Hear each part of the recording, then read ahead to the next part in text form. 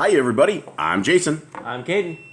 I'm Jaden. I'm Nicole. And I'm Eli. And we are the Yahoo and the Torah channel, and we thank you guys very much for being a part of our channel. We have our egg incubator that seems to be beeping, and we will have Nicole take off and figure out what's going on. We have 3 baby chickens that are just coming out and hatching, which is a miracle in this house because we have a hard time getting baby chickens to hatch.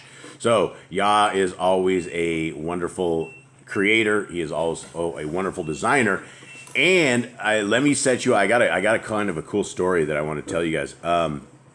So yesterday, we're down in part of the country. We're down in this world where we have 2 seasons. We have wet season and dry season, and it's extremely wet for like 6 months, and it's extremely dry for 6 months, and that is our ecosystem down here. And what was happening yesterday is we ended up with a almost like a huge storm above our heads, like it was a complete thunderstorm above our heads, and it was literally from one side. It started off and there was the loudest boom that I think I've ever heard. We thought maybe someone had like bombed us or something of the sort, and it just was bam, it cracked, the dogs erupted, and it started off and there was literally lightning all around us. Now, it's probably, for some folks, it's probably not a big deal, but our entire life is on our roof because we have solar. And so if we lose our solar, we're going to be in kind of hot water. And so it was an enormous storm. It was going crazy. And it was, it reminded me of when Moshe and all of the people, they heard Yah on the top of the mountain. And, we were like, well, how loud would it have to be for people to be real scared? It was just like, there's something wrong with these people. And then all of a sudden that pounding was going all around us. And I could see out the front window and lightning was zipping everywhere. We were right in the middle of the storm and it kept getting worse and worse and worse. The rain was coming down like hurricane style and it was just crazy. So Cade and I are sitting out here and we're like, wow, this a few more of these. I mean, we might actually lose everything we have. And so we said a little prayer, right? We said something and I said to the effect, Father, we are scared. We are humans, right? And this kind of stuff scares us, right? And this is it could very well damage our power. It could very well, Father, is there a way you can maybe lessen this or lighten this up, maybe protect us a little bit? And then Cade prayed, and as soon as he got done praying, it went from tremendous thunderstorms to like almost nothing. And then it picked up just a little bit again, and then it just cooled off. But there was no more lightning flashing around us. There was no more crazy thunderstorms. There was no more any of this stuff. And it was insane. I mean, is it just a coincidence? Or is it something where we called out to Yah and he literally pulled us out of the middle of this thunderstorm? And I thought it was incredible. I know it's Yah. I know it's the hand of Yah. I know there's no such thing as coincidences. I know it was. We were right in the middle of it, and it looked like it was intensifying. It really did. It was just all around us, and I've never seen one where the thunderstorm got right above our heads, and lightning was going around all around our house. So it was very wild. So I believe the hand of Yah listened to our prayers as quiet as we are, or as whatever we are. He listens to the prayers of those who are after him and seeking him. And I don't know any other way to say it. Cade, what do you think? I think it's the power of prayer. I think Yah is listening to his people. Did that amaze you or what? Yeah, it was actually very impressive how it just kind of like, it just mellowed out. It just We have 10 roofs, and so when you hear rain on 10, it's like it slams. And yesterday it was just there's no way you could hear anything. It was crazy. Anyone else? Nicole, did you hear that when it went down? Yes. And what'd you think? I was kind of in shock that it just kind of like went to a lull, and then It was just a short little prayer, and we were just like, this is the stuff that scares little humans like us, and we see your power, we see your might, we know what it can do. All right, so with that, Kate, give me a blessing that you have. Give me any blessing that you have that you are blessed with, anything. Start with that, and then Jade. I'm blessed with air that we can breathe, that we are alive every single day to continue on in the will of our Father, that we can teach and we can show people what the truth is, and that we can live our lives the best way we can to please Yahuwah. Absolutely. Jade, give me some blessing. Anything. I don't care what it is. We are blessed for for being very few of the people that know the Torah and know that it's still there. Yeah, very, very, very much so. And you can see the world that doesn't have the Torah. And I was watching some videos out of New York City this morning, and the people are wild. They've lost their minds. I don't know any other way around it. Everybody took the snake venom, and now everybody's lost their minds. And I don't have any other explanation other than the best path forward is always the laws, statutes, and commands of our Creator. And Nicole. We're blessed for having a merciful Creator that created all of us and the birds and everything. Yeah, very merciful. In fact, not even just merciful. He's very patient with us, and a lot of us. I mean, we were evil Babylonians. We came out of Mystery Babylon.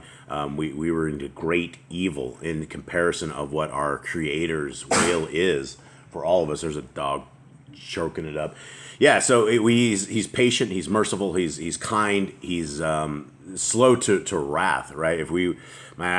There's so many times I can tell you back in my past where he should have smoted me. The lightning should have been down. I should have been dropped dead on the ground, and he preserved us for a time such as this. Eli.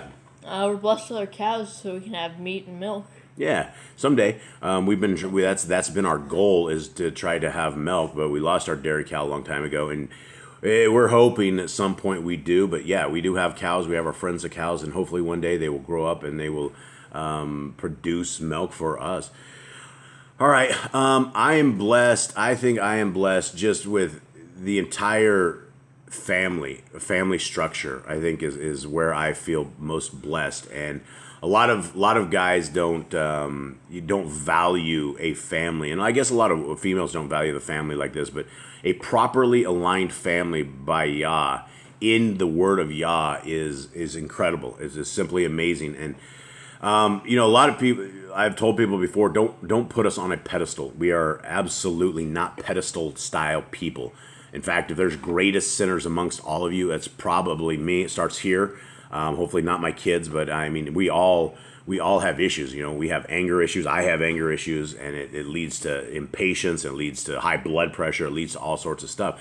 So we are, just travelers on this road, trying to find this road. And when I say my family, I want to include that out to everybody out there who we talk to on a daily basis. And we have people that we consider more family than the family that we have, because they talk to us more, they care about us, we care about them, and it feels like we have discovered our family outside of our family, after our family abandoned us and basically said, when you want to come back to the United States of America, you can, I can't say exactly what they said to us, but something about pulling our heads out of places and things of that nature. And I will leave it at that. And so we are blessed with all of you guys out there. So I'd like to extend the love out to all you guys, and let's get on with this thing, and let's see what Yah has in store for us today.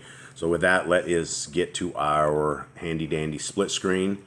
And so far it's 100%. It never lets me down. Cade, what do you have? Just for a little quick recap, the last chapter, which I was not here for, basically. Why weren't you here, Cade? I was out dealing with corn, spraying bugs, getting rid of bugs. Yeah, they were eating all the leaves, eating everything. He actually slipped away before we actually got to this, and he was long gone before we ever did this, or we would have had Cade for sure. But last time, they basically had the opening ceremony where they were put the clothes on themselves. They made the sacrifices, and that's what happened last chapter for anyone that. Yeah, so not only did he put the clothes on him, he put the clothes on him in front of all the people, right? And they set up this stuff. They basically ordained them.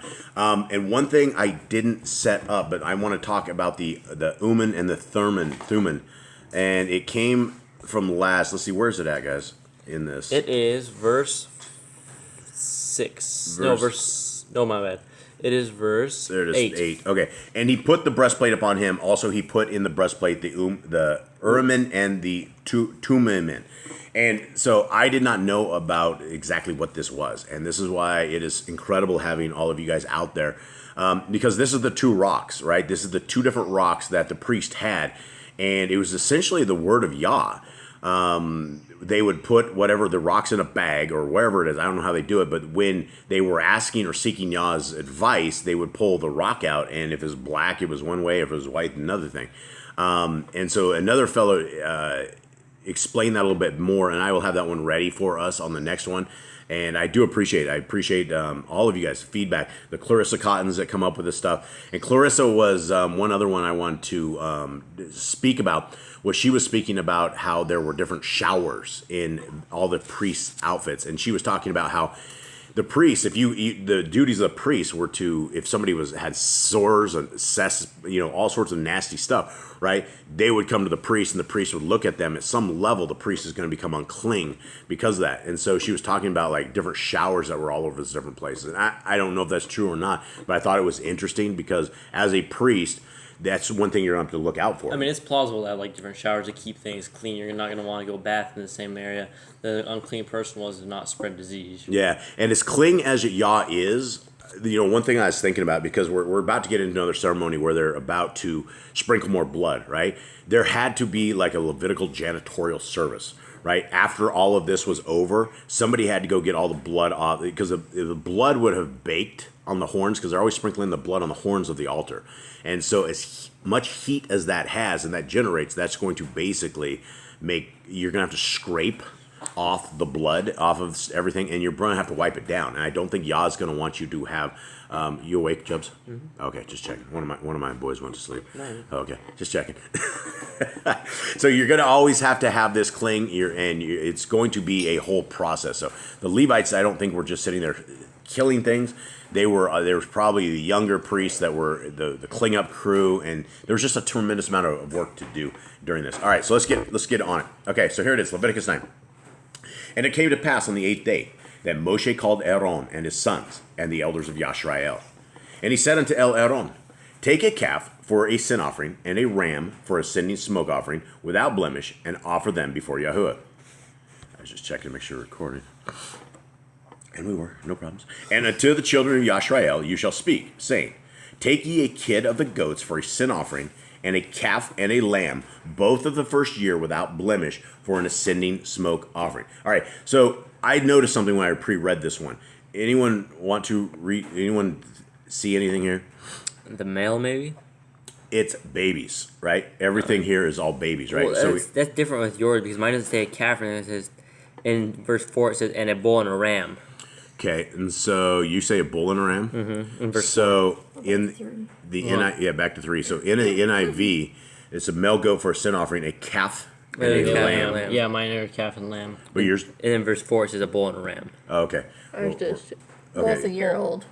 So Right. they're only a year old. So I mean, they're still relatively small. Yeah, they're going to be... A calf is a smaller. A 1-year-old calf isn't actually that large. No. It takes a few years for them to actually get to where they're like the huge size. And a lamb, I mean, even a 1-year-old lamb can't be that I don't big. think lambs get that big, do they? What? Lambs don't get that big.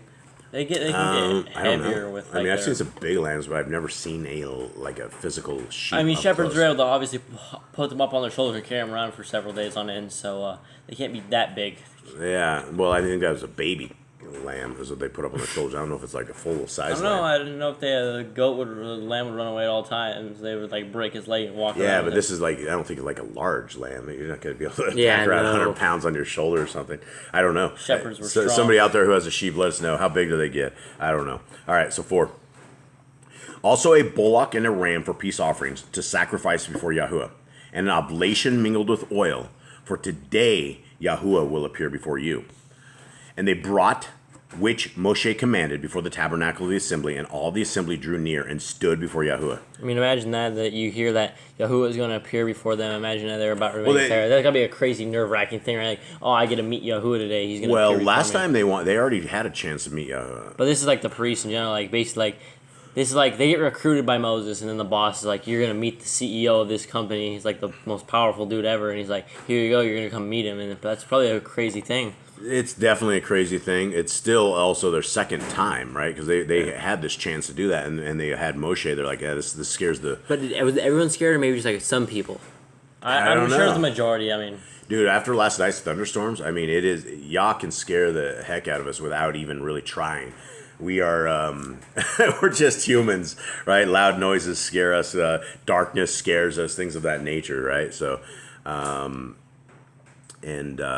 let's see, where are we at? 6? 6. Okay, and Moshe said, this is the thing which Yahuwah commanded that ye should do. and the glory of YHWH shall appear unto you. And Moshe said unto Aaron, Go unto the altar, and offer your sin offering, and your sending smoke offering, and make an atonement for yourself and for the people, and offer the offering of the people, and make an atonement for them, as YHWH commanded. Aaron therefore went unto the altar, and slew the calf of the sin offering, which was for himself.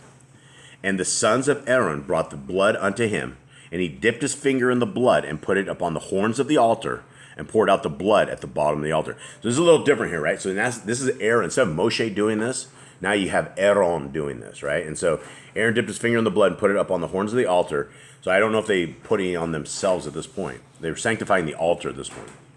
But the fat and the kidneys and the caul above the liver of the sin offering, he burnt upon the altar, as YHWH commanded Moshe. Okay, so actually this is weird, because he's actually burning the stuff that he wasn't burning prior to this, right? Because the fat and fat for sure, but kidneys and caul and liver and stuff like that, we mentioned that before, that wouldn't really smell too well. But maybe, I don't know, maybe liver food or something, I don't know. All right, and 11. And the flesh and the hide he burnt with fire without the camp. So again, this is a little bit different than the other priests that were able to take the hide. They took the flesh and the hide, and I don't know what they mean with flesh, and the flesh and the hide. What's your guys say? Flesh and the skin. Flesh and the skin? Yep. Flesh and the skin. So I don't know exactly what that would be. So are we talking meat, or what are we talking about? Because the hide is their It's furry skin. Probably the stuff that's right under the skin. I think they talk about that. I think it's like another piece of fat is what Yah calls that. I think Yeah. is that. Yeah. All right. So we're just meandering here. All right. And he slew the ascending smoke offering, and Aaron's son presented unto him the blood, which he sprinkled round about upon the altar. So this is yet more of Aaron's kids and Aaron taking over this, where Moshe did it to begin with, and now they're running it. And they presented the ascending smoke offering unto him, with the pieces thereof and the head, and he burnt them upon the altar. Now, do you think the head was? This might be gross. Is the head skinned, or was it just with the fur on it? Oh, I don't know. Because the hide was supposed to be taken off of it. I assume it was probably skinned. I would agree. I would think But so. there's not a lot of meat on a head of a But cow, it would honestly. smell. I think it smells funny. But I mean, there's still meat on the head, right? In fact, I'll have to tell you a story. Back in the days, I had a little buddy named Marco, who was he was actually a legal immigrant from Mexico, and I hired him. I didn't know he was a legal immigrant at the time, but I hired him. But we went to this little Mexican taco stand, and we ate this stuff, and it was really not so good. And I asked him, I said, "What is that?" He's like, "Oh, that's called meat of the head." I'm like, "What?" And so several times I went to that little taco stand, and every time he like served me up tongue, and I'm like, "What is this, man? It's got bumps all over it." So when you eat tongue, the tongue has bumps all over it, and then the meat of the head. I was from Babylon. I was from North America. You know, we had supermarkets and stores, and we weren't used to the ways. You know, we've definitely learned the ways of the jungle people now. But back, that was like 20 some years ago, and I was still I wasn't even a hillbilly at that point. I was just a city slicker. So yeah, meat of the head. There's meat on the head. Nasty. All right. So 14. And he did wash the inwards and the legs, and burnt them upon the ascending smoke offering on the altar. I wanted to touch on this point too as well, because when you guys slaughter an animal, like if you take a chunk of meat from this slaughtered animal, it needs to be washed, which is interesting, right? You could just, if you're just gonna burn this thing, you would think that you would just cut it up and stick it on the altar, but they actually washed this. They washed everything out, so this meat doesn't have like the remnants of other stuff on it, like the blood and all the other weird stuff. So they literally washed the meat before offering this to Yah, which I thought was very interesting. And he brought the people's offering and took the goat, which was the sin offering for the people, and slew it and offered it for sin at the first. So first he atones for the priest. Now he's atoning for the people, right? Yeah, it's like to make them all clean before YHWH. Like YHWH's, like after all this time, he's like, this is like almost like a marriage ceremony. After they were about to have the marriage ceremony, before when they built the golden calf, and he separated himself from them, only the 10 appointment. It's like, okay, everyone's like ready. Their hearts are there. They were willing to help me build my house, my temple. And now he's like coming back, basically redoing this ceremony. They're cleaning themselves up, getting ready for the ceremony. Yeah, and if we did not have Messiah Yahushua as his blood, we would have no chance for Yah to dwell with us ever. And I don't think that he like dwells with us. He might dwell with us. I mean, but as far as he listens to us, I know for without a shadow of a doubt, he listens to us and he answers just even the small prayers for us, like immediately. But yeah, I don't even know where I'm going with that. 16. Is this where I'm at? Yep. And he brought the ascending smoke offering and offered it according to the manner. And he brought the oblation and took a handful thereof and burnt it upon the altar beside the ascending smoke sacrifice of the morning. Okay, this is a grain offering. Yeah, he okay. filled the grain offering and he filled it in his hand. So the first thing is that he brought the grain offering? Yeah, it's not an Oh, oblation. the king's back to the meat. I don't. Well, this would this be meat? Why does Mine says grain offering. So why does Because he this, filled his hand with it. He probably had grain. He filled his hand with the grain. why in the world would they say meat offering? I don't. The king doesn't know Hebrew. King gone astray. King has gone astray. Okay, 18. He slew also the bullock and the ram for a sacrifice of peace offerings, which was for the people. And Aaron's sons presented unto him the blood, which he sprinkled upon the altar round about. Okay, so this is like the third time that they presented him with the blood. Life is definitely in the blood. There's something about the blood that makes things cling in the sight of Yah, which is, again, probably why we shouldn't be embalmed and just dump our blood out into the streets. Okay, and the fat of the bullock and of the ram, the rump, and that which covers the inwards, and the kidneys, and the caul above the liver. And they put the fat upon the breast, and he burnt the fat upon the altar. All right, so what did they do with the what did they say? The appendage. The appendage Hand on liver they. And did they put this on top of this, or did they get rid of it? They placed the fat on the breast and he burned the fat on the altar. Yeah, Yeah, they put and the they placed- fat up on the breast, but where did they put the rest of the stuff? So mine has a comment here. It just keeps going on. So it goes, and they placed the fat on the breast, and he burned the fat on the altar. I think it was all on the altar. So I think from 18 to 20, that's all one part. it's all one Yeah, he sentence. slew the bullock for a ram sacrifice and peace offerings, which was for the people. And Aaron's sons presented unto him the blood, which he sprinkled upon the altar round about, and the fat of the bullock and of the ram, the rump, and that which covers the inwards, and the kidneys, and the caul above the liver. So some of this stuff, it doesn't make a lot of sense to me. But that doesn't make a bit of difference because I am not on Yah's level, nor will I ever will be. So I don't understand some of this where he has them take the skins out, and some of it I get, but some of this stuff he's about to eat this stuff is what's going to happen here. So I've read on, so let's hit it. 21. And the breasts and the right shoulder Aaron waved for a wave offering before Yahuwah, as Moshe commanded. And Aaron lifted up his hand toward the people and blessed them, and came down from offering of the sin offering and the ascending smoke offering and peace offerings. And so yours guys is sin offering. What is it? Burnt off fellowship the offering. sin offering, the burnt offering, and the peace offering. All right, so the NIV says fellowship offering. So Instead of peace offering. instead of peace offering, yeah. So fellowship or peace. Okay. Okay. 23. And Moshe and Aaron went into the tabernacle of the assembly, and came out and blessed the people, and the glory of Yahuwah appeared unto all of the people. That would be amazing. And there came a fire out from before Yahuwah, and consumed upon the altar the ascending smoke offering and the fat. Doesn't say the rest of the stuff. Which, when all the people saw, they shouted and fell on their face. So Yahuwah sent fire down and ate the food. He ate the. This is the time he ate So the I wonder- food. This was just like back in the day with Adam and Eve, when that's how he originally wanted us to sacrifice. He would send the fire down before the Nephilim Right. and the fallen taught us how to make fire. He would basically light the fire for us and basically show that he is with us. So does that mean our Creator eats meat in heaven? I think so. I don't know. He's. I Maybe, hope he got some good maybe food. feeding the messengers. Maybe they're hungry. So people have said before that we were not meant to eat meat from the beginning. Does that make sense to you guys? No, because they literally have meat here for these guys. Yes, but this is what I'm saying. From the beginning, we were not meant to eat meat. Think about this. Think about the beginning of the garden. The beginning of the garden had Adam and Eve, right? And we know from, was it Enoch or Adam and Eve, that the animals talked? Jubilees. Oh, Jubilees. Right. And so we know that prior to the fall, animals would you could actually talk to animals. They would carry on conversations. I don't think we would have had any need to like eat them because they in the garden they probably didn't eat them. They had fruits and stuff. And So is that statement correct? From the beginning, we were not meant to eat meat. I mean, we had clean and unclean animals already.